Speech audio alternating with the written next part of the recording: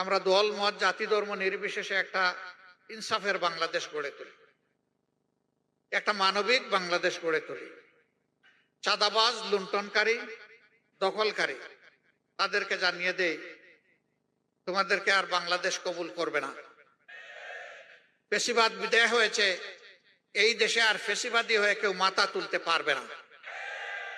এই আওয়াজ বাংলাদেশের ঘরে ঘরে আজকে তুলতে হবে।